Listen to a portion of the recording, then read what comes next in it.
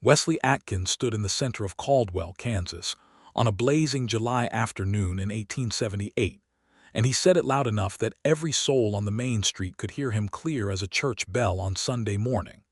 "She never asked for help," he said, his voice carrying over the creak of wagon wheels and the murmur of the crowded street, his jaw set like carved stone, his dark eyes burning with something fierce and unbreakable. "But she is going to have mine anyway." The words landed like a rifle shot in still air. Mouths fell open. Women at the dry goods store pressed closer to their companions. Men outside the saloon exchanged slow, weighted looks. Because everyone in Caldwell knew exactly who Wesley Atkins was talking about. Bessie Wilcox, the widow, the woman who had spent the last 7 months fighting alone against a tide of debt, drought, and dangerous men who wanted her land, and who had never once walked up to a single soul and said the word help. She had not asked for it from the bank when Harlan Pruitt, the loan officer who answered to the railroad's money, had started circling her property like a vulture over a wounded calf. She had not asked for it from the neighbors who whispered behind their hands about whether a woman alone could truly run a ranch. She had not asked for it from the reverend, who offered prayers but not action. And she had certainly not asked for it from Wesley Atkins, who had watched all of it from the edge of his own land, which bordered hers on the northern fence line, and who had finally, on this blazing Tuesday in July, decided that watching was over. The crowd buzzed. Mabel Drury, who ran the seamstress shop and who had the sharpest tongue in Comanche County, leaned toward her neighbor and whispered something cutting and small. A man named Cal Hewitt, who owed Wesley 2 favors and a borrowed saddle, let out a low whistle from under the awning of the feed store. And Harlan Pruitt himself, who had been stepping out of the bank with papers tucked under his thick arm, stopped walking and stared at Wesley with eyes that went cold and calculating in the space of a single breath. Wesley did not look at any of them. He was already turning, already walking back toward the hitching post where his bay gelding stood patient in the heat, and in every step he took there was a certainty so absolute it seemed to press against the dry summer air and rearrange it. He had a plan. He had been building it quietly and methodically the way he built everything, the way he had rebuilt the Atkins ranch after his father lost it piece by piece to grief and whiskey before dying in the spring of 1875, the way he had driven his cattle to the Kisham Trail twice now and come back with enough money to reinforce what was his. Wesley Atkins was not a man who acted without thinking, but he was also not a man who thought so long that the moment passed him by. The moment was now. And Bessie Wilcox, who did not know that any of this had just happened in the middle of the main street of Caldwell, was at her ranch 4 miles outside of town, doing what she always did, surviving. She had been up before the sun broke the flat Kansas horizon, which in July meant the sky was already pale and hot before 5 in the morning. She wore her late husband's canvas trousers because her own skirt had torn at the hem 2 weeks back, and she had not had time or coins to spare for repairs. Her dark brown hair was braided and pinned under a wide-brimmed hat that had seen better years. Her hands, which had once been the careful, ink-stained hands of a schoolteacher in Missouri, were now calloused and cracked at the knuckles, red from pump water and rope burn and the honest, grinding labor of a woman who refused to let the land beat her. Thomas Wilcox had been a good man and a dreamer. He had seen this parcel of Kansas grassland and had told Bessie, 2 years into their marriage, that it was going to be their future. He had been 29 years old and glowing with conviction when he said it. She had been 26 and in love enough to believe anything he told her. They had come out from Missouri in the spring of 1876 with a wagon, 2 horses, a crate of tools, and the kind of hope that is either the most powerful thing a person can carry or the most dangerous. Thomas had been dead for 14 months, a horse spooked by a rattlesnake on a dry ridge, a thrown rider, a skull fracturing against limestone. It had been fast, which she told herself was a mercy, and she mostly believed it. What had not been fast was the settling of Thomas's debts. He had borrowed against the property to buy cattle and fencing and a second-hand plow, and the man he had borrowed from was Harlan Pruitt, who worked hand in glove with the Continental Western Railroad, which had been quietly and relentlessly acquiring land parcels along the planned southern extension of the rail line. Thomas's ranch sat squarely on the route they wanted. Bessie's ranch now, Bessie's problem now. Pruitt had come calling within 3 weeks of Thomas's burial, polite the first time, businesslike the second, pointed the third. And every time, Bessie had stood at her door with her chin lifted and her hands calm at her sides and told him she would meet her payments and she would thank him to leave her property. She had met 3 of the 4 payments. The 4th was due in 6 days. She was $43 short. $43 might as well have been $400 in the Wilcox accounting right now. She had sold her second horse in May. She had taken in mending for 3 families in town at 10 cents a garment, which added up to almost nothing over the weeks she had spent bent over a lamp at night after a full day of labor. She had sold 2 of her 5 cattle in June, which meant she was weakening the very herd she needed to build back up to make the ranch sustainable. She was in the spiral that every homesteader dreaded, the one where survival spending ate the seed money for the future, and the future got further away with every dollar spent just keeping the present intact. She was not going to ask for help. This was not stubbornness in the ugly, blind sense of the word. It was something more layered and more painful than that. Bessie had grown up in a household where need was something to be ashamed of.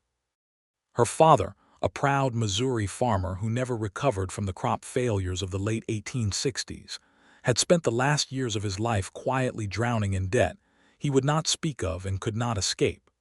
She had watched pride kill him as surely as any disease, so she was not proud in that destructive way, or she tried not to be. But she also understood, in the bone-deep way that women of her time and place understood things, that a woman alone in the West who showed weakness got eaten. By creditors, by gossip, by men who wanted what she had, and so she kept her face composed, her back straight, and her needs silent. She was in the barn, checking the hoof of her remaining gelding, when she heard hooves on the hard dirt of the yard. She straightened up and looked out through the barn door, one hand shading her eyes against the afternoon glare, and felt something move through her chest when she saw who it was. Wesley Atkins had been her neighbor for 2 years and she had spoken to him. She calculated quickly, perhaps 17 or 18 times. He was not unfriendly. He was not particularly forthcoming either. He was 32 years old, broad through the shoulders, with a quiet, weathered face and dark eyes that she had noticed more than she was comfortable admitting, had a habit of observing things carefully before saying anything at all. He had nodded at Thomas's funeral.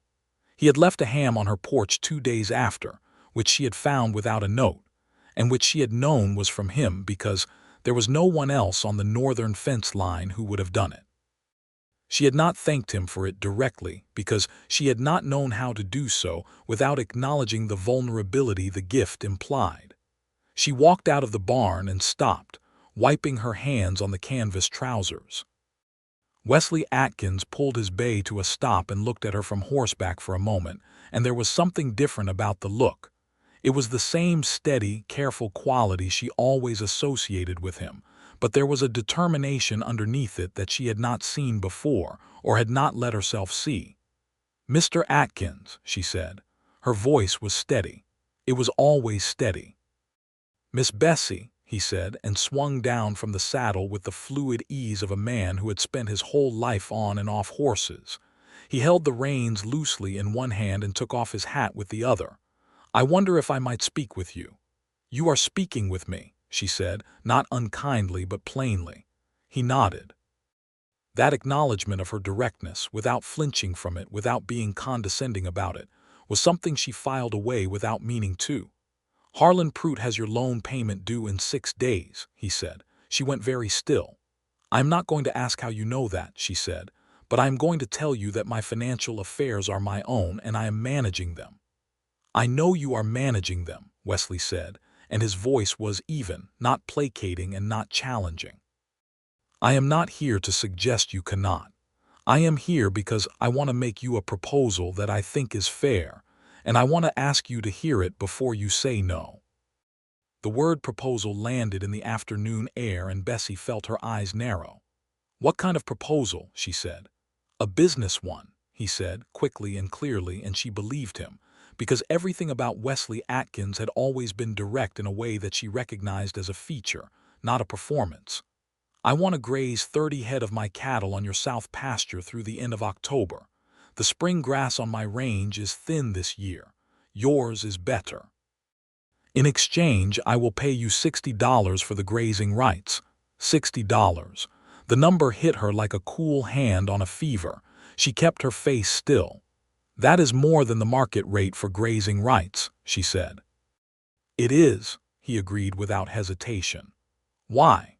He looked at her for a moment, and in the space of that look she felt something she had not felt in a long time, the sense of being truly seen, not assessed or pitied or managed, but genuinely observed by someone who was actually paying attention.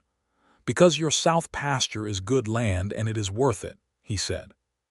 "And because if Prout takes your ranch, the Continental Western Railroad gets another piece of the route they are trying to lock up, and that is bad for every independent rancher in this county, including me." It was a business answer, a logical answer, an answer with enough self-interest in it to make it feel honest. "I will need to think about it," she said. "I expected that," he said. He put his hat back on. "I will come back tomorrow morning if that suits you." "It does," she said. He mounted up and she watched him ride back out the way he had come, and she stood in the yard for a long time after the dust settled, thinking hard and feeling something she did not immediately have a name for. She thought about it all night because Bessie Wilcox thought about everything all night.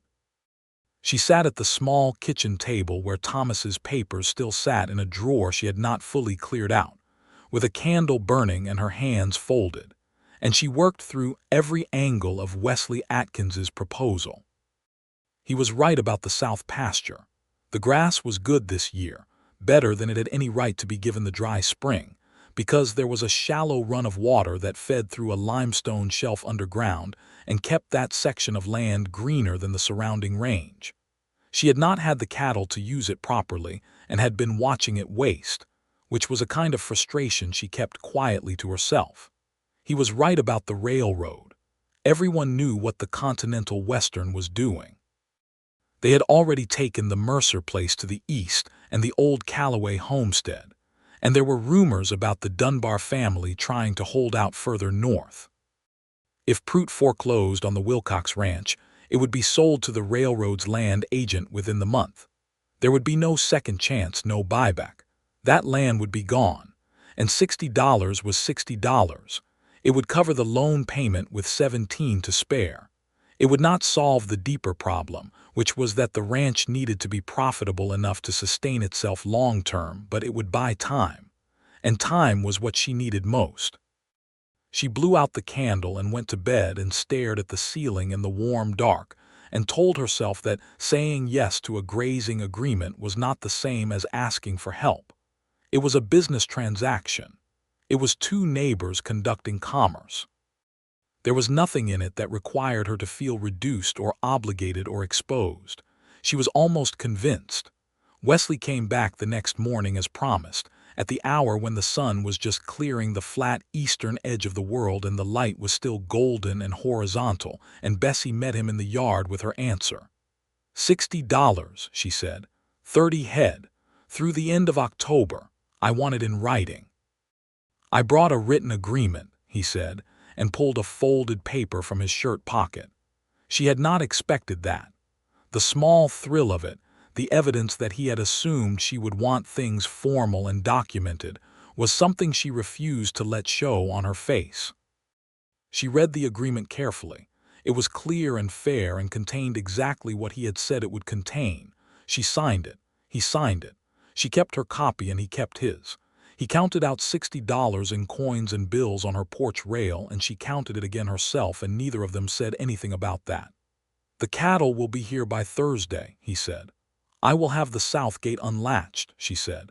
He nodded, put his hat on, and left. She stood on the porch with $60 in her hand and felt something crack open slightly in her chest, not painfully, just an opening. Like a window she had kept latched for a very long time. She rode into town that afternoon and paid Harlan Pruitt. She set the exact payment amount on his desk and watched him count it with the studied neutrality she had perfected over 14 months, and she watched his face when he realized there was nothing to leverage, nothing to challenge, no late payment, no shortage. The foreclosure papers he had almost certainly already drafted were worthless.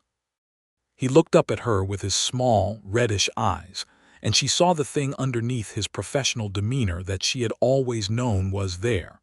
A cold and personal hostility, the kind that men like Pruitt had for women who would not stay managed. "Miss Wilcox," he said, "you might consider that carrying this ranch alone is going to become increasingly difficult.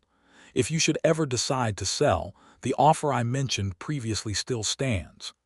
"It will go on standing until it rots, Mr. Pruitt," she said pleasantly, and stood up and left. Out on the main street, she became aware that people were looking at her differently. She could not immediately understand why until Mabel Drury stopped her near the dry goods store and said, with the particular blend of gossip and disapproval that was Mabel's specialty, "I hear Wesley Atkins has been saying things about you in the middle of the street, Bessie." Bessie looked at her steadily. "What things?" Mabel told her. "She never asked for help, but she is going to have mine anyway." Bessie stood on the boardwalk in the July heat and let those words pass through her, and felt a whole complicated weather system move through her chest in the span of about 4 seconds. Embarrassment, indignation, something that was dangerously close to the opposite of indignation. "Thank you for telling me," she said to Mabel, who was clearly hoping for a much more dramatic reaction, and walked back to where her horse was hitched. She rode home. She fed the chickens. She checked the fence on the east pasture. She started a pot of beans and cornbread for supper. She braided her hair for bed. And all the while, those words moved around in her like water over stones, wearing a shape she was not ready to look at directly. Wesley's cattle arrived Thursday, 30 strong, healthy-looking beasts that his ranch hand. A quiet young man named Oliver, who could not have been older than 20, drove through the south gate with practiced efficiency. Bessie watched from the fence and exchanged a nod with Oliver, and he touched the brim of his hat respectfully, and she found herself thinking that Wesley Atkins ran a decent operation. Wesley himself arrived at the end of the day just before sundown, ostensibly to check that the cattle had settled well, and Bessie was on the porch with a cup of coffee when he rode up, and she made a decision in the moment that surprised her. "I have extra coffee," she said, "if you want a cup before you ride back." He paused with an expression that was not quite surprise but was close enough that she could see she had caught him off guard, and the realness of that, the fact that he was not expecting it, made her feel more settled about the offer rather than less. "That would be welcome," he said. He tied his horse and came up to the porch, and she poured him a cup from the pot, and they stood at the porch rail, both of them looking out at the western sky where the colors were doing that extravagant, unapologetic thing that Kansas sunsets did in summer, orange and crimson and a deep, bruising purple at the top edge. "I heard what you said," she said. "In town. On Tuesday." He did not pretend not to know what she was referring to. "I expected you would," he said. "You might have asked me before you made it a public announcement," she said. "I might have," he agreed. There was no defensiveness in it. "I am sorry if it embarrassed you." "It did not embarrass me," she said, which was partly true and partly the most complicated sentence she had uttered in recent memory. "It surprised me." He was quiet for a moment. "I meant what I said," he said finally. "The grazing agreement is genuine and it is fair, but I want you to know that it is not the full extent of what I meant." She turned and looked at him. He was looking at the sunset, and in the fading light his profile was strong and quiet, and she noticed, not for the first time, that there was no performance in him, no posturing. He was not trying to look a particular way or say a particular thing. He was just saying what was true. "What else did you mean?" she said. He turned and looked at her then, and the directness of it sent a small, unauthorized warmth through her. "This ranch is good land," he said. "You have held it against real pressure for a long time alone. What Prude is doing is not legal in any spirit that matters, even if it is legal in letter, and I do not intend to watch it succeed if there is anything I can do about it." He paused. "That is not charity. That is what neighbors should do, what people should do." She was quiet for a long time. "People do not always do what they should," she said. "No," he agreed. "They do not." There was something in his voice when he said it that told her those words came from somewhere personal, and she did not ask about it yet. The evening was cooling slightly, the first breath of relief after a hot day, and a meadowlark was doing something complicated and beautiful somewhere in the grass. And Bessie Wilcox stood on her porch next to this man who had declared publicly that he was going to help her whether she liked it or not. And she felt something she had put away very carefully after Thomas died begin to move again, quietly and uncertainly, like a small animal emerging from cover. She was not ready for it, but she was aware of it. "You said your South Range grass is thin this year," she said, steering back toward safe ground. "It is," he said. "The limestone shelf that feeds your south pasture extends partially under my East Range. I suspect your land sits over the better portion of it." "Thomas said the same thing when we arrived," she said, and there it was, the small natural mention of her late husband that she had learned was the only way to talk about the past without it becoming a heavy, awkward thing. He was very excited about the geology of it. "What did he do before ranching?" Wesley asked. "He was a school teacher," she said. "So was I in Missouri." "You taught school for 4 years before we married." He looked at her with something new in his expression.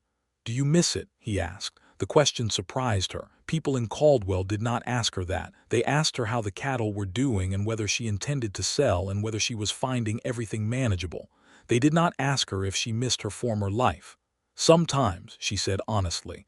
"I miss the books more than the classroom. Thomas and I brought a crate of them out here. I still have them." "What kind?" "Dickens, mostly. Some philosophy. A few natural history volumes Thomas loved. A battered Shakespeare that has been read so many times it is falling to pieces." He was quiet and she could tell he was thinking about something. "I have a few books," he said. "Not many. My father was not a reading man and I came to it late, but I have a natural history of the Great Plains that I find useful." "Useful," she said, and let the smallest edge of amusement into her voice. "Useful and interesting," he amended, and the corner of his mouth moved in a way that she recognized was what passed for a smile in Wesley Atkins's economy of expression. And she felt that warmth again, and this time she let it sit for a moment before she talked herself out of it. He finished his coffee and set the cup on the rail and said he should get back before full dark, and she said yes, and he mounted up and rode north toward his fence line, and she watched him go with her arms folded, and her mind doing something she could not fully supervise. The weeks that followed had a different texture than the months before them. Wesley's cattle in the south pasture meant someone checking in periodically, him or Oliver, and those brief, practical conversations at the fence or the gate began to lengthen by degrees. Not obviously, not in a way either of them seemed to be engineering, but with the natural momentum of two people who discovered they thought about the world in compatible ways. He lent her the natural history book. She returned it with a note that quoted a passage from the Shakespeare she had mentioned, a line from The Tempest about new worlds, and he appeared 3 days later with an expression she was beginning to recognize as his version of wanting to discuss something. And they stood at her kitchen table while she made coffee and argued pleasantly about whether Miranda's wonder at the world was naivete or wisdom. And it was the best conversation Bessie had had in 14 months, and she lay awake that night with her heart doing something unauthorized.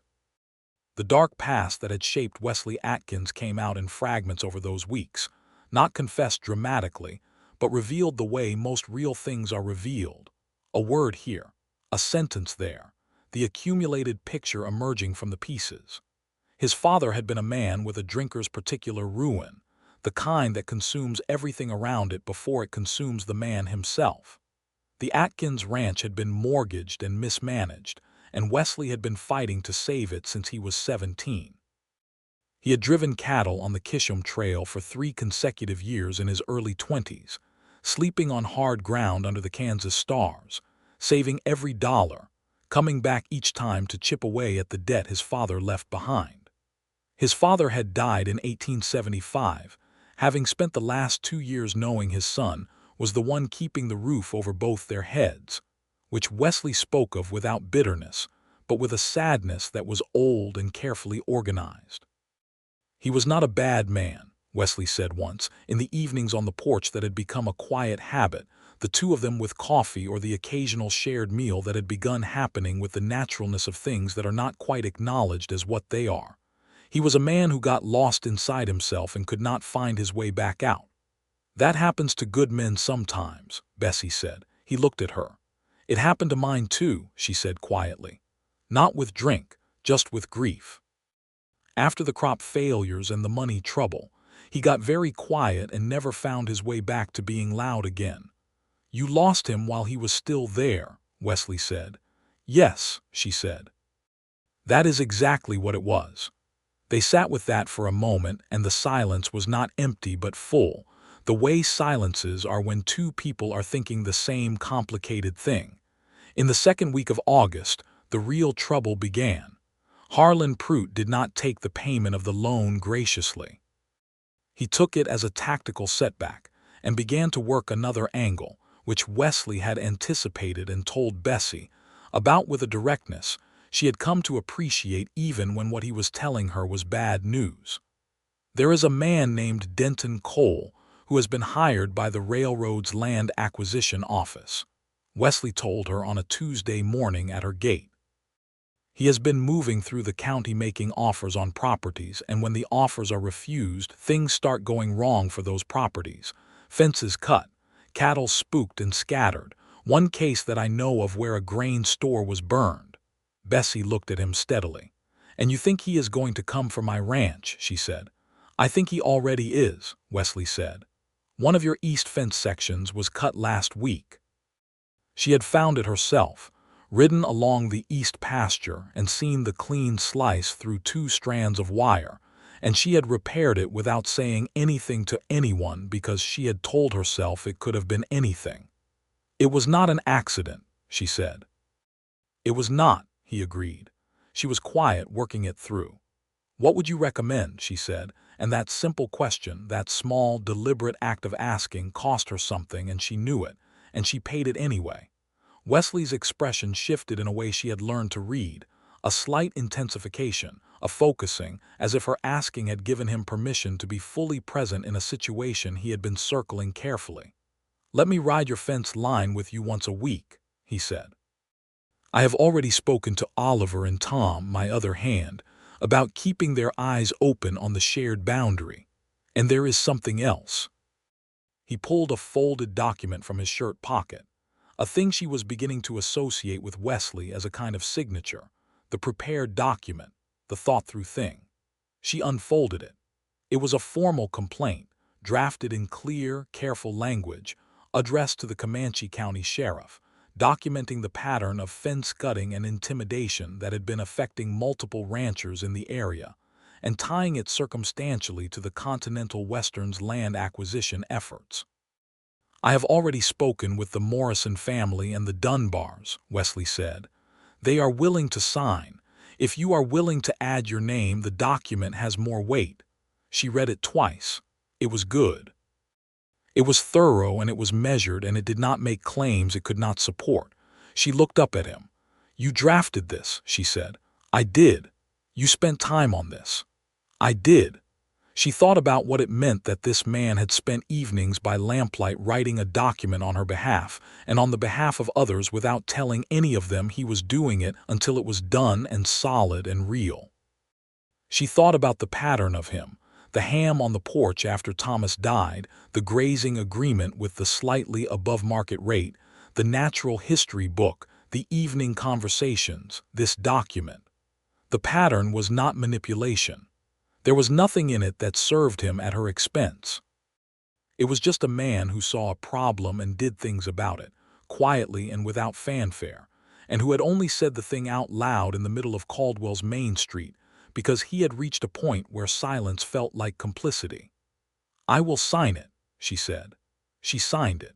He gathered the signatures from the Morrison family and the Dunbars and delivered the document to Sheriff Cable Hart that same Friday. Hart was a competent, fair-minded man who had been in Caldwell long enough to know exactly what the railroad's money had been doing to the county and to resent it. He took the document seriously, opened an investigation, and sent word to the railroad's regional office that his county was not available for the kind of land-clearing operations they had been running further north. It did not stop Denton coal immediately. In the third week of August, Bessie's Southgate lock was broken off, and 2 of Wesley's 30 cattle had wandered through before Oliver found the gap. And then a more serious incident. One of Bessie's remaining 3 cattle was found on the wrong side of her west fence with a clear-cut wire, and the cattle was gone by the time she discovered the break, either driven off or stolen. Wesley arrived that morning, saw her at the fence with her hands in fists at her sides, and a look on her face that he later said was the most controlled fury he had ever seen on a human being, and he stood beside her and looked at the cut wire and the empty pasture and said nothing for a moment. "I am going to replace the animal," he said. "You are not," she said. "I am putting one of my own cattle into your herd as partial payment for the grazing," he said. "That is a business decision and it is in my interest." She turned and looked at him. "You are doing it again," she said, and her voice had an edge that was not quite anger but was something in the neighborhood. "Doing what?" he said. "Finding business reasons for things that are not strictly business." He looked at her. She looked at him. Something that had been building for weeks hovered in the space between them, unnamed and pressurized. "Maybe I am," he said quietly. The August air was hot and smelled like dry grass and distant storms, and she felt her heartbeat in a way that was entirely inappropriate to the situation on its face and entirely appropriate to what she had been privately aware of for the last several weeks. "Wesley," she said, and the use of his first name, which she had not used before, made his expression change in a way that told her everything she needed to know about whether the thing she was feeling was entirely one-sided. "Bessie," he said. "Tell me something true," she said. He was quiet for a moment that felt longer than a moment. "I care about what happens to you," he said. "Not just to this land, to you. I have tried to keep that in the appropriate place, and I will keep trying if that is what you want. But you asked me to tell you something true, and that is it." She stood with the cut fence wire in her hands, and this man in front of her and the wide Kansas sky overhead, and felt the full weight of the last 14 months, all the grief and the labor and the pride and the loneliness and the relentless management of everything alone. And she felt it all at once, and underneath it, she felt what had been growing quietly in the south pasture of her own heart since the evening he had sat on her porch and asked her if she missed teaching school. "I do not want you to keep it in the appropriate place," she said. And her voice was steady, the way it always was, but there was something underneath the steadiness that was entirely new, warm and real and undefended. He stepped toward her and she did not step back. He took the cut fence wire gently from her hands and set it aside, and then stood close enough that she could see the precise shade of his eyes, which she had privately catalogued as something between dark walnut and deep river water, and he said, "Can I take your hand?" And the asking of it, the specific courtesy of the asking, undid something in her that had been wound very tight for a very long time. "Yes," she said. He took her right hand in both of his, carefully, the way you hold something that has been working very hard and deserves to be held gently, and she looked at his hands around hers, her calloused rancher's hand inside his calloused rancher's hands, and she laughed, softly, one small surprised sound, and he looked at her with an expression that was entirely open, and she realized that was the most remarkable thing about him. That beneath all the steadiness and the quiet competence there was a man who was entirely open when the moment called for it. "I think I have been falling in love with you since the evening you quoted Shakespeare at my kitchen table," she said, and the honesty of it made her feel both terrified and absolutely free. "I think I have been in love with you since you signed that grazing agreement and counted the money yourself and didn't say a word of apology for it," he said. And she laughed again, and it was a better laugh, fuller, and he smiled, and it was a real smile, the whole of it, not just the corner. He kissed her there at the broken fence line on her west pasture, gently and then not so gently, and the Kansas morning blazed around them, and Bessie Wilcox, who had not asked for help and had not asked for this either, held on to this man's hands and let herself have something good. Denton Cole was not finished. In early September, he came to Bessie's ranch directly. She was in the yard when she heard the hooves, and she recognized him because Wesley had described him. A heavy-set man in his 40s with a gray suit that looked out of place against the dust and a practiced, friendly smile that did not reach his eyes.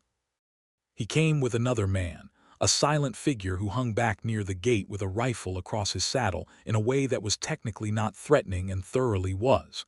"Miss Wilcox," Cole said with that smile, "I represent the Land Acquisition Division of the Continental Western Railroad. I am here to make you a formal offer for your property which I believe you will find more than fair." "I believe I will find it acceptable as a fire starter," she said. "But thank you." The smile thinned at the edges. "You should consider carefully," he said. "The railroad is going to run through this county one way or another. Ranchers who cooperate get compensated. Ranchers who do not cooperate tend to find things more difficult." "Are you threatening me, Mr. Cole?" she said. "I am advising you," he said. "As a courtesy." She heard hooves behind her from the north, and she knew without turning that it was Wesley, because Oliver had been watching her east fence that morning and she had told Wesley where Cole was likely to go next.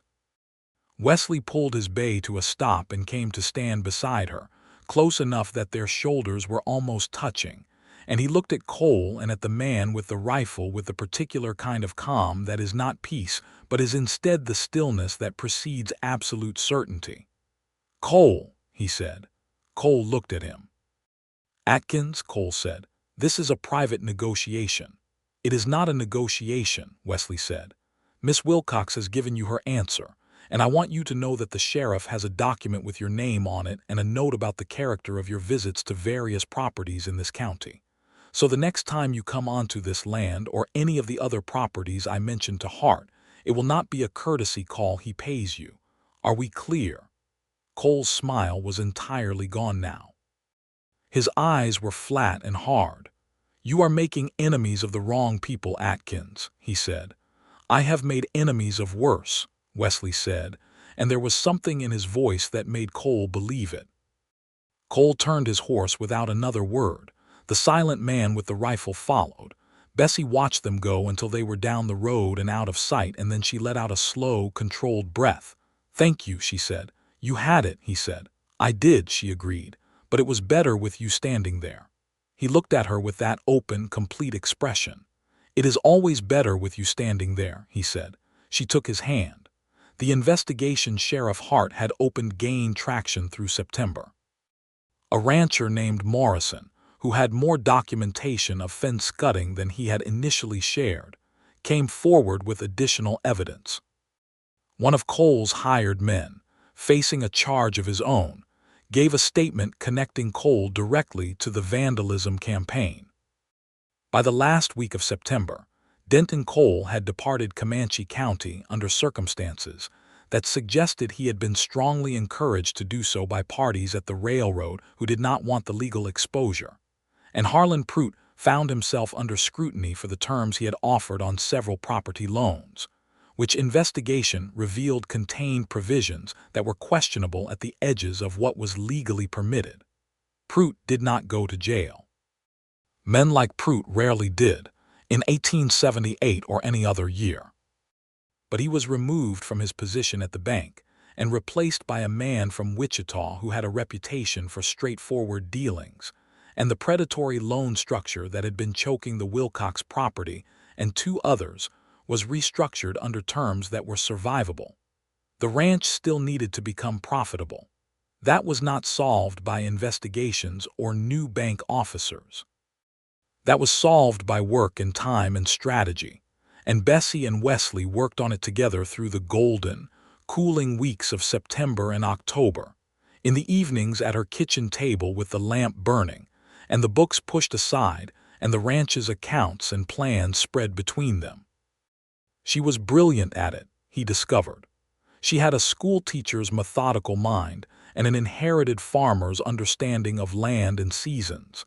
And when she focused on the economics of the ranch, she saw patterns and solutions that he recognized as genuinely clear-sighted.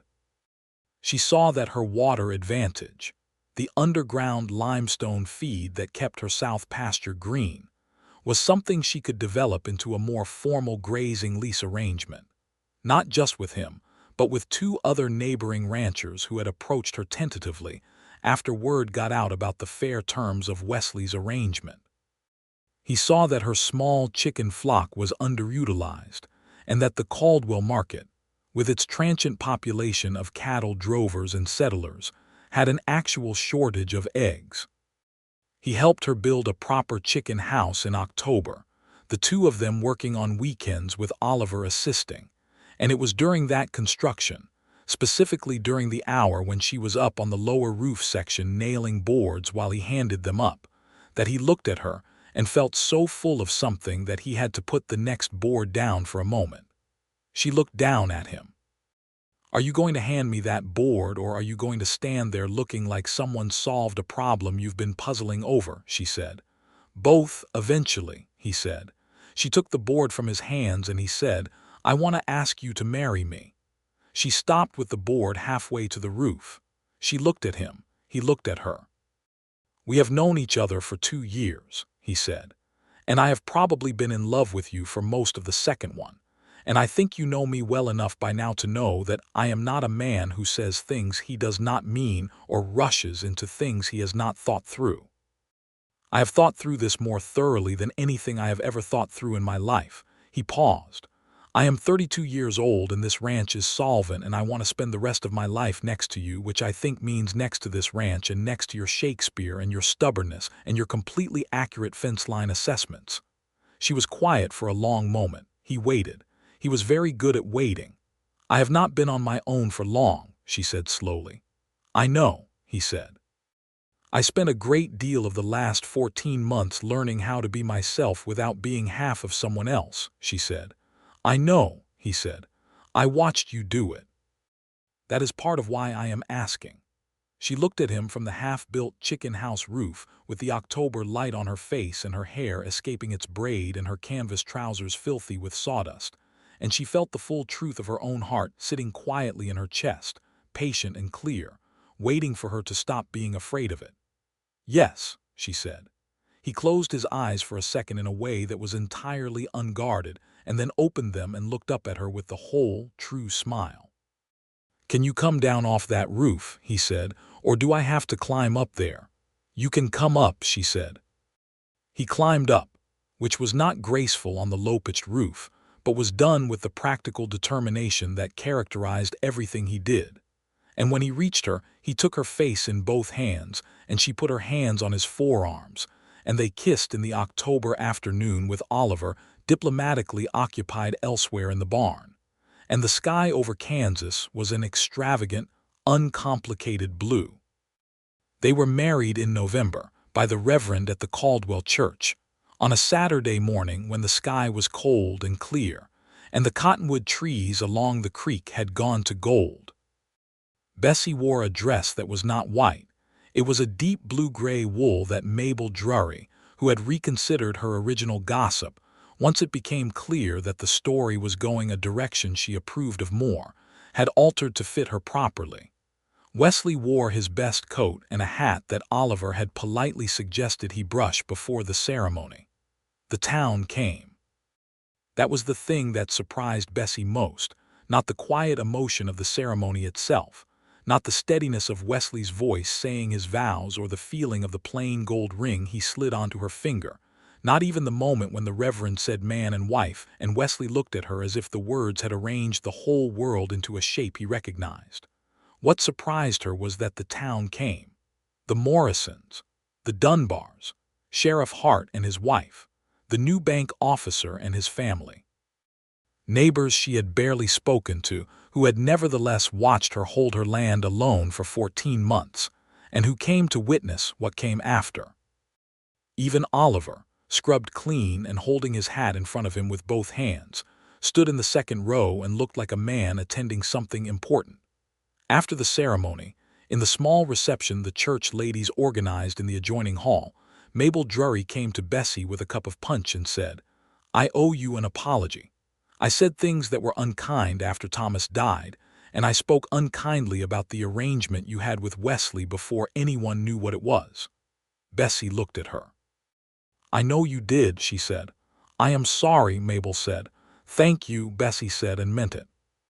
They moved between the two ranches through the winter, which was a practical and also romantic arrangement, because neither property should sit unattended, and because the combined operation made sense in ways. They spent long evenings by the fire working out in detail. By January they had agreed on a formal merger of the two operations under a shared deed, which required some navigation at the new bank, but which the new officer handled cleanly, and without the charged atmosphere that Prout had always brought to the building.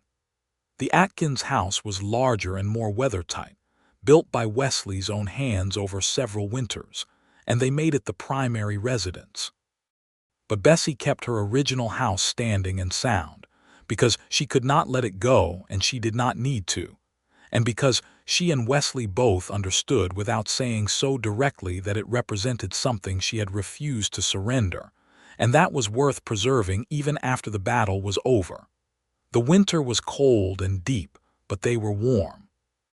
They read to each other in the evenings, the falling apart Shakespeare and the natural history volume, and whatever Wesley could find in Caldwell when he went for supplies, which was not always much but was always something.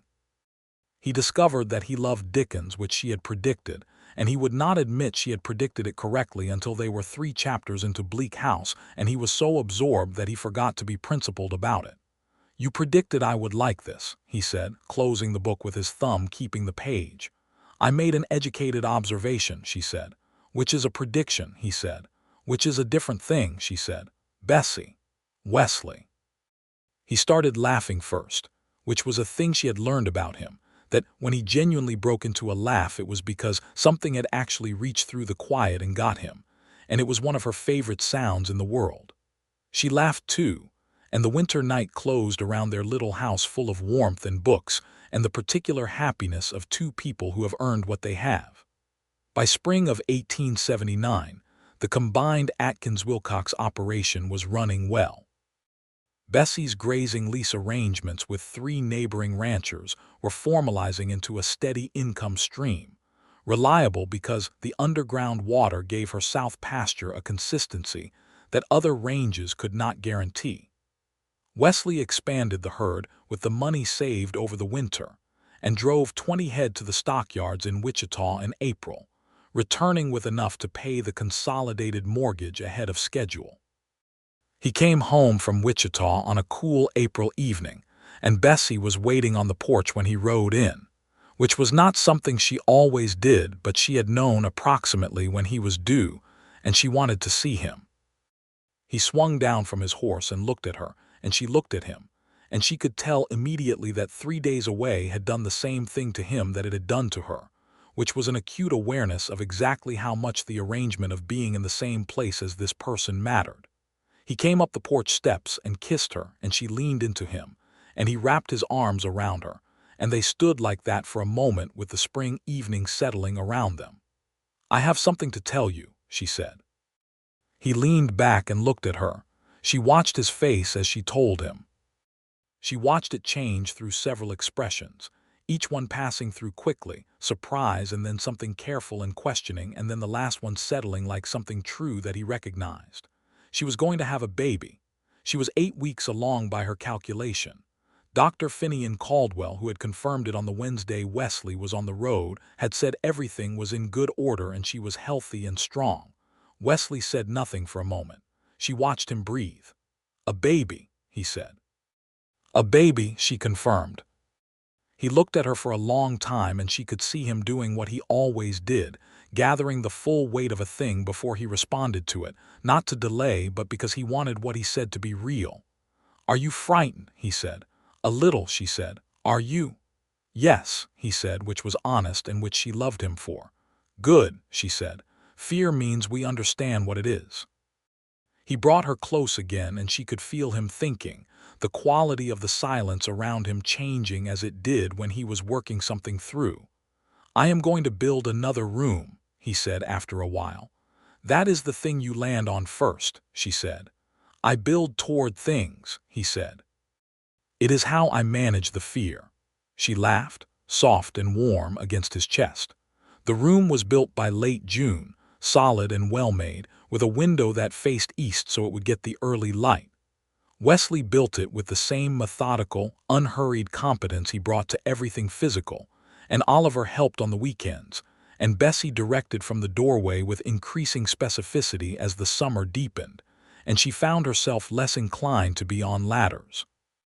She spent the summer in a state she had not anticipated, which was something close to contentment, which was different from happiness in that it was quieter and more persistent, and did not require anything new to sustain it. The ranch was working.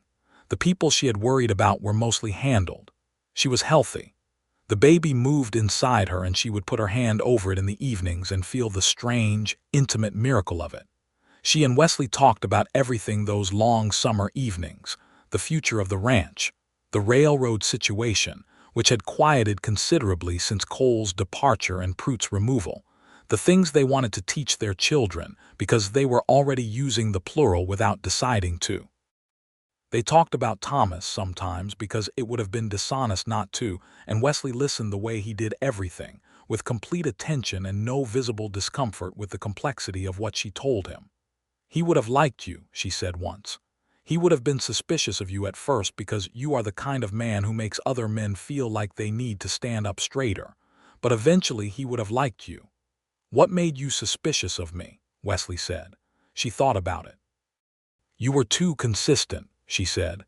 "Men who want something from you are not consistent.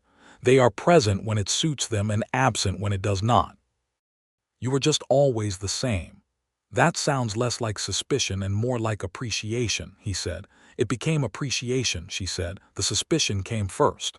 "What changed it?" he said. "The grazing agreement document," she said. "You brought it already written. You had already thought through what I would want and you had prepared it, and then you let me read it without talking." He was quiet.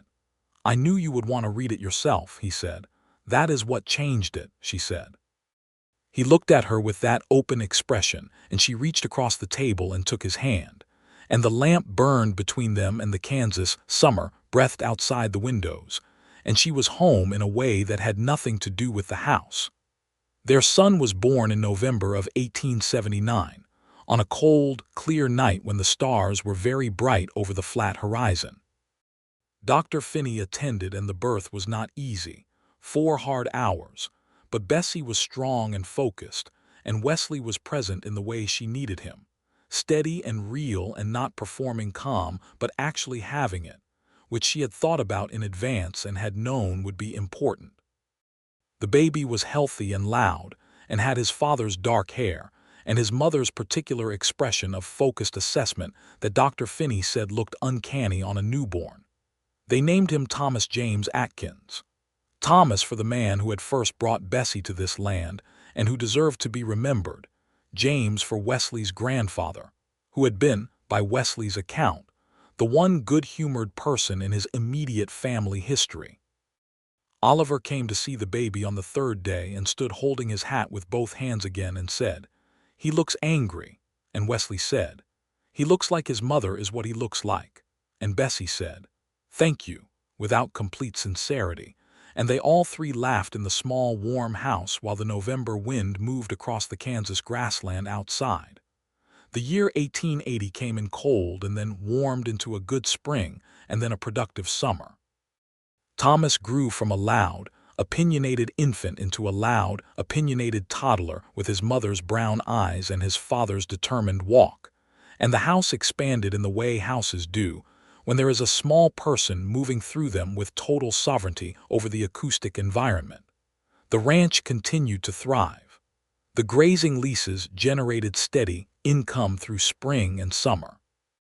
The chicken operation, which had grown from Bessie's original small flock, now supplied 3 Caldwell establishments with eggs on a weekly contract. Wesley's cattle herd had grown to the point where he was considering a regular Wichita run twice yearly instead of once. In the spring of 1880, they received a visitor that Bessie had not expected. A woman named Clara Henshaw arrived from Missouri, who turned out to be the younger sister of Thomas's college friend, and who was traveling to her brother's farm in Colorado and had made a detour to pay respects to Thomas's widow, and to see the land Thomas had written such enthusiastic letters about. Clara was 26, warm-spirited, and had the slightly baffled air of someone who had just spent a month in a stagecoach across extraordinary terrain. She stayed 3 days, and in that time she and Bessie re-established a connection that had been intermittent letters over the previous years, and in the evenings at the kitchen table she and Wesley talked and Bessie watched the two of them and felt with satisfaction that the world was a reasonable place. Before she left, Clara said privately to Bessie, "You look happy." "I am," Bessie said. "You look strong," Clara said. "I was always strong," Bessie said. "I'm just happy now, too." Clara hugged her and climbed back into the stage and continued west, and Bessie stood in the road watching the dust and felt the particular gladness of being seen by someone who had known her before. In the summer of 1880, Wesley made a decision that surprised Bessie, which was not something that happened often. He came to her one afternoon with the particular expression she associated with a thought that had been waiting for the right moment, and told her he thought it was time to expand the ranch house properly, not just an extra room but a full second story, because the land was doing well and the money was there, and because he had been thinking about the future. She looked at him. "How many children are you planning for?" she said. "As many as you are comfortable with," he said, which was the right answer, and they both knew it. She thought about it. Thomas was walking and talking and filling the current house to its rafters with energy. She was 30 years old. She felt strong. "Let us talk about the plans," she said. They talked about the plans. Wesley drafted them himself, a skill she had not known he had until she watched him produce careful, scaled sketches of what the expanded house would look like. And she leaned over the table and made suggestions that he incorporated without the defensive quality she had seen in other men when a woman engaged with their ideas. They agreed on the plans by the end of the week. The expansion took most of the summer, Wesley and Oliver, and a hired carpenter from Caldwell named Brett working through the hot weeks, while Bessie managed the ranch's daily operations, and Thomas provided enthusiastic if unhelpful supervision. By September, the second story was standing. 4 rooms with good windows, solid floors, a wide staircase that Wesley had built himself with a care that was almost extravagant. She stood in the upstairs hallway on the first evening after it was complete and looked at the evening light coming through the window at the end of the hall and felt, with a clarity that sometimes surprised her by its force, how far this moment was from standing at a broken fence with $43 to find and nowhere to look. She heard Wesley's boots on the stairs behind her. He came to stand beside her and followed her look down the hall. "What are you thinking?" he said. "I am thinking about all the things I was afraid of," she said. "And how most of them did not happen, and the one I was most afraid of, the one that was really just being alone for the rest of my life, did not happen for reasons I did not plan." He was quiet. "You could have planned them," he said. "They were not accidents, you made choices." "So did you," she said. "Yes," he said. "The best one I ever made." She turned and looked at him and then stepped into him, and he wrapped his arms around her in the empty upstairs hallway of the house they had built together, literally and in all the ways that mattered more, and she held on. In the fall of 1880, Bessie discovered she was expecting again. Wesley received the news with the same process as before, the gathering, the thinking, and then the complete and open expression. Same fear as before, she said. Less, he said, which might be overconfidence. It is not overconfidence, she said. It is experience. He smiled. Their daughter was born in the spring of 1881, on a morning in April when the Kansas land was green and wild with new grass, and the meadowlarks were doing their complicated best in every direction. She came more easily than Thomas had, which Dr. Finney said was not always the case, but was welcome when it was. She was small and furious, and had her mother's brown eyes and her father's dark hair, and an expression that Wesley said looked like she was considering legal action. They named her Margaret Grace Atkins. Margaret was for Bessie's mother, who had died the previous winter and whom Bessie missed with a quiet, persistent grief. Grace was because the mourning felt like it. Thomas, who was 16 months old and deeply skeptical of the new development, spent the first week regarding his sister from a careful distance, with an expression of watchful assessment that his parents found both familiar and hilarious. The house was now full in the way that Wesley had built the second story for, full of noise and motion, and the constant, exhausting, extraordinary occupation of raising small people. And Bessie and Wesley navigated it the way they navigated everything, together and directly, dividing the labor without ceremony and supporting each other without announcement. Oliver got married that spring to a young woman named Ellen from a farm family near Wichita, and brought her to the Atkins ranch to live in the small foreman's house that Wesley had built the previous year, when it became clear that Oliver was not going anywhere and deserved a proper place. Bessie liked Ellen immediately, a quiet, competent woman with a dry sense of humor that surfaced unexpectedly and delightfully, and the two families fell into a neighborly rhythm that made the days of full solitude on the ranch a thing of the past. The railroad eventually did run through Comanche County. It was 1882 before the line came through, and by then the political and legal landscape had shifted enough, partly due to the investigation that Sheriff Hart had pursued, and the subsequent attention it had drawn from a Kansas newspaper that picked up the story of the land acquisition tactics, that the railroad was required to negotiate legitimate purchase prices for the right-of-way they needed. They did not get the Atkins ranch.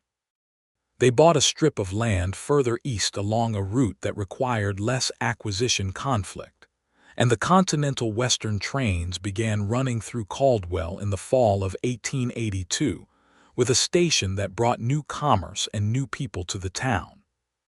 Bessie watched the first train arrive from the Caldwell platform with Wesley beside her and Thomas, now 3, on Wesley's shoulders making sounds that were meant to be train sounds, and Margaret, 18 months, on her hip pointing with her small, demanding hand. "It is strange," Bessie said, watching the steam and the size of the thing pulling into the station, "to have fought so hard against something and then to stand and watch it arrive." "You fought against how they were getting it," Wesley said. "Not against the thing itself." "I know," she said, "it is still strange." He reached over and took her free hand, and she leaned slightly into his shoulder, and the train came in with its extraordinary noise, and Thomas shouted something incoherent with complete conviction, and Margaret turned and put her free hand on Bessie's cheek with the particular, unprompted tenderness that toddlers sometimes produce without warning, and Bessie felt the warm, wet sting of something in her eyes and blinked it back because she was standing on the Caldwell platform in public. "You are crying," Wesley said without any drama. "I am not," she said. "A little," he said. "I have something in my eyes," she said. "Both of them," he said. "Wesley," she said. "Bessie," he said, with the smile in his voice. She laughed, short and bright, and Margaret patted her cheek again with satisfaction, and the train let out another long, celebratory note of steam, and the platform crowd surged around them with the excitement of something new arriving. That evening they rode home in the wagon, Thomas asleep against Wesley's side, Margaret drowsing on Bessie's lap, the October stars coming out overhead with their usual extravagance. And Bessie looked up at them, and then at her husband's profile in the dark, and thought about the night she had sat alone at her kitchen table with a candle and $60 worth of decision to make. She thought about all the nights before that, the ones that had just been about getting through to morning. "What are you thinking?" Wesley said, his voice low so as not to wake the children. "I'm thinking about choices," she said, "and how some of them look small at the time." "Which one?" he said. "Letting you have a cup of coffee on my porch," she said. He looked at her. "That one changed everything," she said. He looked back at the road and then up at the stars and then at her. "I would have found another way in," he said. "I want you to know that." "I know," she said, "but I am glad you did not have to." He moved his free hand to cover hers where it rested on Margaret's sleeping back, and they drove home through the fall dark, the two of them and their children and the land all around them, toward the house with the light in the window that Oliver had left burning so they would come back to warmth. The years that followed settled into something that Bessie had not known she was allowed to expect, which was a life that was both grounded and full. The ranch grew into one of the more stable operations in Comanche County, known for fair dealing and the consistent quality of the Atkins cattle, and for the grazing leases that Bessie managed with the precision and fairness that had always defined her approach to business. The chicken operation had expanded twice more, and now employed a woman named Rosa, recently arrived from New Mexico with her family, who proved to have a talent for poultry management that surpassed everyone's, and who became one of Bessie's closest friends in the way that working alongside someone capable and honest creates bonds that drawing-room friendships never do. Wesley drove cattle to Wichita twice a year with Oliver, and when he returned, he always brought something he had found that he thought Bessie would want. A book from a bookseller in Wichita, a bolt of fabric she had mentioned admiring, once a small brass compass he had seen in a merchant's window and had thought of immediately in connection with her sense of the precise measurement of things. She kept the compass on the kitchen windowsill and used it with a regularity that was more habit than necessity, and that said something she could not quite put words to about what it meant to her. In 1883, Bessie made a decision that had been forming slowly for 2 years. She went to the school board at Caldwell and proposed a solution to a problem they had been wrestling with, which was the shortage of teachers willing to come to a frontier town. She proposed teaching the older children herself, not full-time, 2 mornings a week, using the church hall which sat empty on weekdays. She was not asking for a salary, she told them. She was asking for the school board to provide the materials and to recognize the instruction officially. The school board, after an initial hesitation that had more to do with the novelty of the arrangement than any specific objection, agreed. She had told Wesley about it before she proposed it to the board one evening at the kitchen table. He had listened. He had asked several questions, practical ones about the schedule and the materials and whether she had spoken to the reverend about the church hall. And then he had said, "You have wanted to do this for a long time." 3 years, she said. "Why did you wait?" he said. "I was making sure the ranch was stable enough that it could spare me 2 mornings, she said. He looked at her with an expression she knew well by now, the one that meant he was seeing something clearly and was deciding whether to say it. "And now it is," he said. "And now it is," she said. "Then you should do it," he said, as simply as if there were no other possible answer. The first morning she walked into the church hall with her books and her chalk and 15 children between the ages of 8 and 14 sitting on borrowed chairs. She felt something come back into place inside her that she had not realized had been displaced. She had loved the land and the work of the ranch, genuinely and completely. But this was something different, the activation of a particular faculty, a way of thinking and communicating, and drawing out understanding in other people that the ranch had not required, and that lit up a part of her that had been patient in the dark. She taught 2 mornings a week through 1883 and 1884, and the results were visible enough that the school board began to talk about whether they needed a proper schoolhouse. By 1884, Thomas was 4 years old and Margaret was 3, and there was a third child, another boy named Samuel, who had arrived in the spring of 1883 with the robust energy that seemed to be a family trait. And the house was loud and organized in the particular way that a household with small children is organized when both parents are capable and present and working as a genuine team. Wesley was a father in the way Bessie had known he would be, which was completely and without any of the performative distance that she had seen in some men of the era.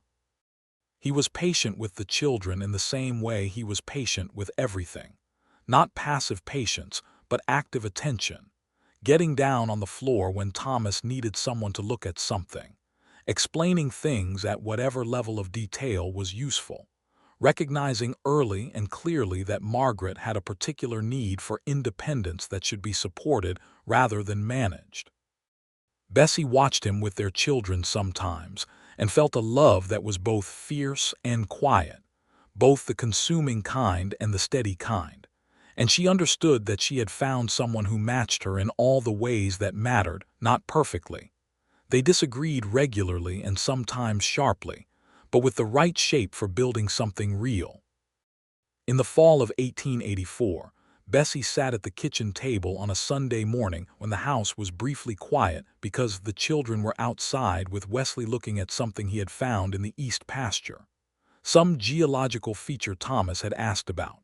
And she looked around the kitchen at the compass on the windowsill, and the books stacked by the window, and the papers of the ranch accounts, and the chalk dust on her fingers from yesterday's school session.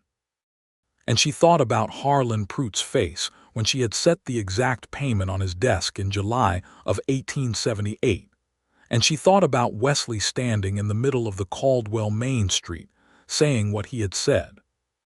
She never asked for help, but she is going to have mine anyway. She thought about what it had meant, that sentence, in the moment it was spoken, and what it had meant in all the moments since.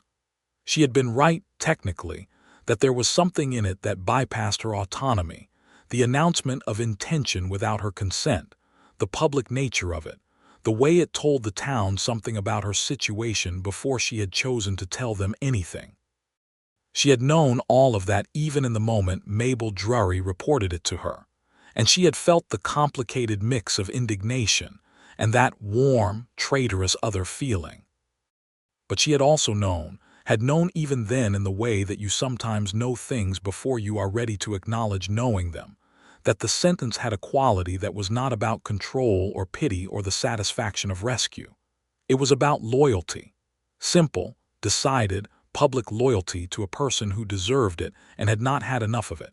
He had not said she cannot manage. He had not said she needs to be saved. He had said she never asked for help, but she is going to have mine. And there was a difference, a vast and important difference between those things. The door opened, and Thomas came in first at a run, with something cupped in his hands that turned out to be an interesting piece of limestone that Wesley had identified as containing the fossil impression of something small and ancient. And he wanted to show his mother, and needed her to look at it immediately.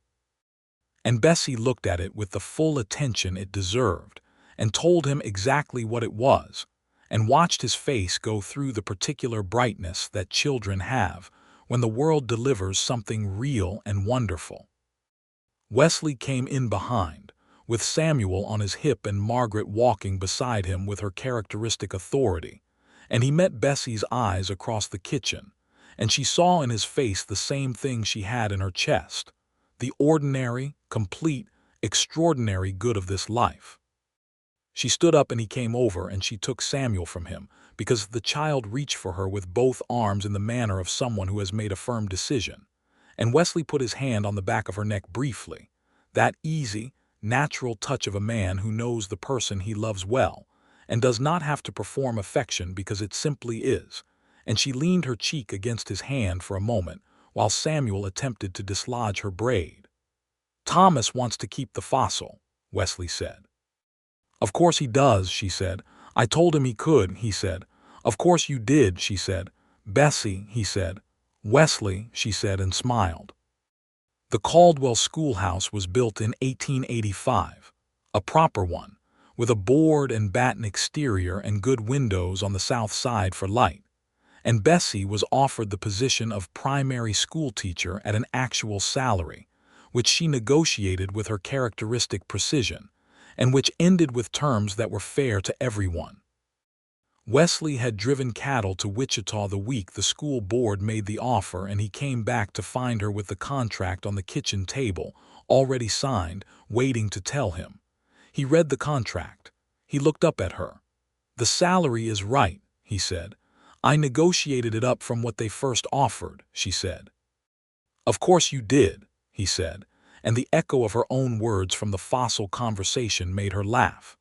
The ranch and the school found a rhythm together that spring of 1885.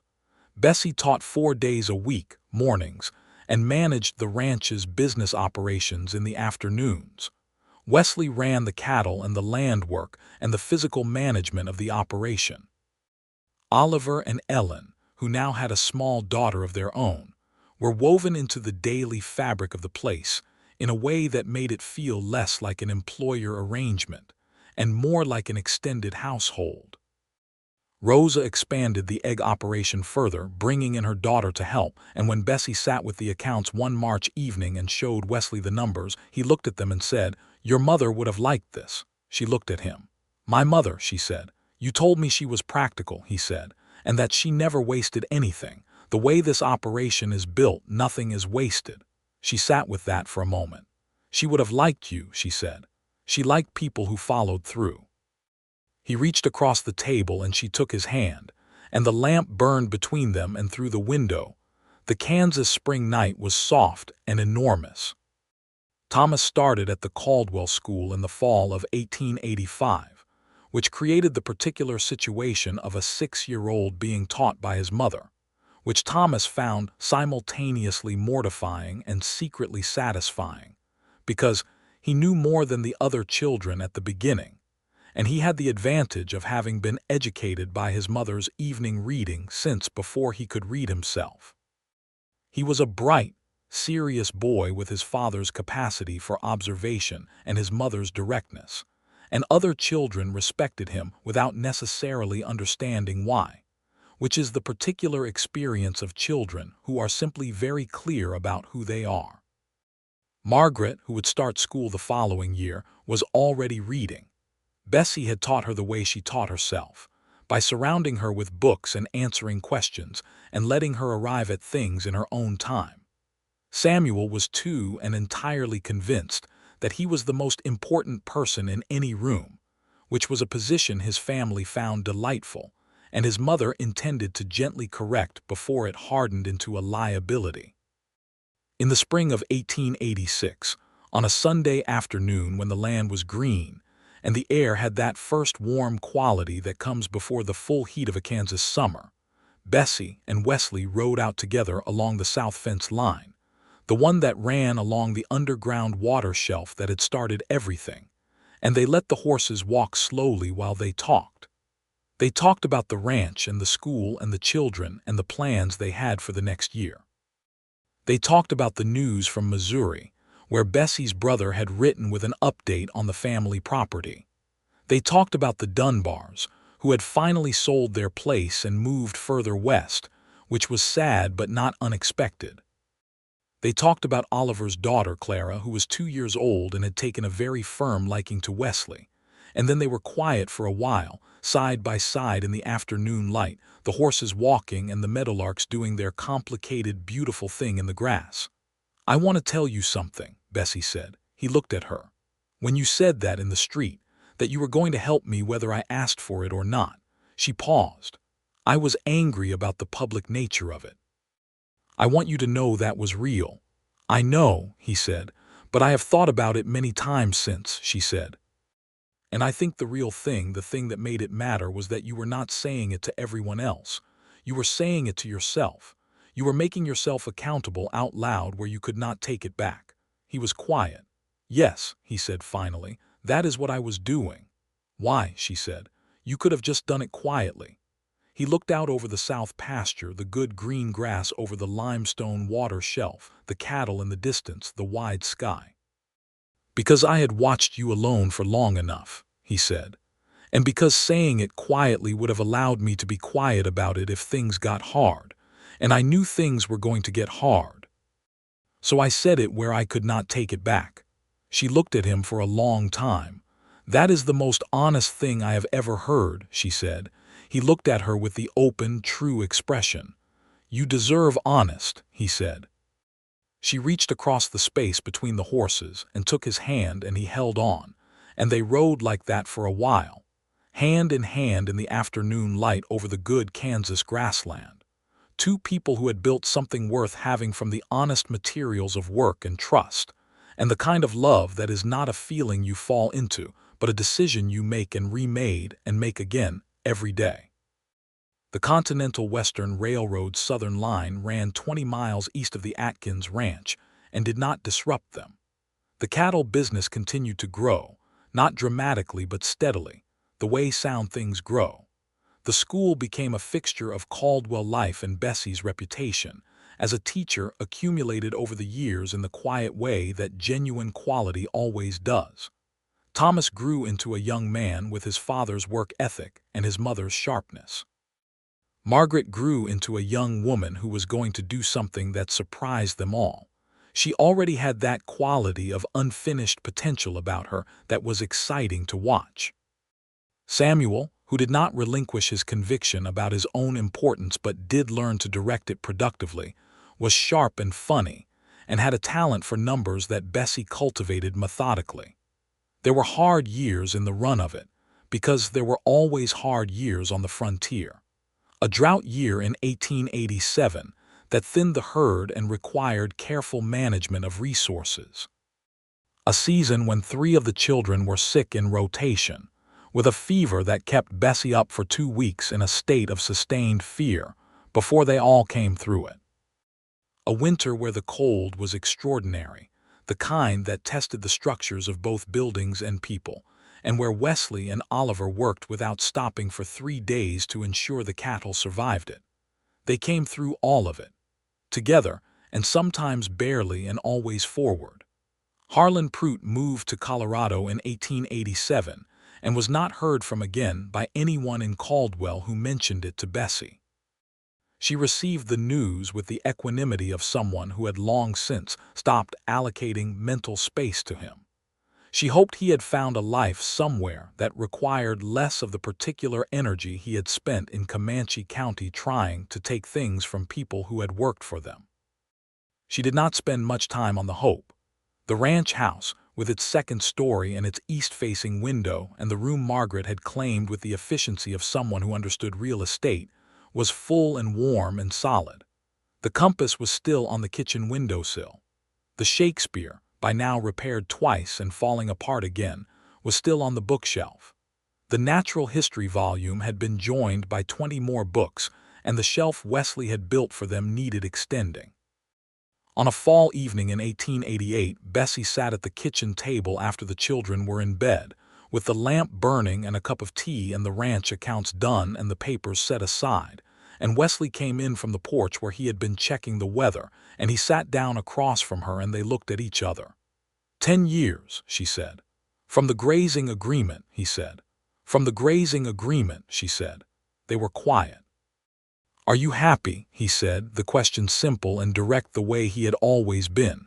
She looked at him, the lamp between them, the house around them, the land outside and the children upstairs, and the life they had made together out of $60 and a borrowed cup of coffee and a public declaration that had been half overreach and entirely love. Yes, she said, more than I knew how to be. He smiled, the real, full smile that she had been watching since October of 1878, with a love that had only deepened with the knowing of it. Good, he said. She reached across the table, and he took her hand, and they sat together in the warm lamplight of their kitchen, on their good Kansas land, on their ordinary, extraordinary evening. And outside, the fall stars were doing what they always did over the flat, wide, generous horizon of the frontier, blazing without apology, persistent and faithful and bright.